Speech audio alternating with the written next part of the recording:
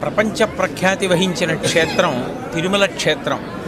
మళ్ళీ తర్వాత ఇక్కడ ఈ గోదావరి నదీ తీరంలో ఈ వాడపల్లి వెంకటేశ్వర స్వామి వారు సాధారణంగా మనకి కనపడే వెంకటేశ్వరమూర్తి కన్నా భిన్నమైన రీతిలో ఇక్కడ దర్శనం ఇస్తారు.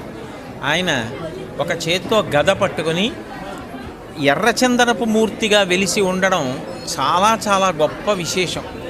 అసలు ఎప్పుడైనా గ్రహదోషాలు వస్తే ఎర్రచందనాన్ని స్వామివారికి అభిషేకంలోనో లేకపోతే అలదడమో చేస్తూ ఉంటారు.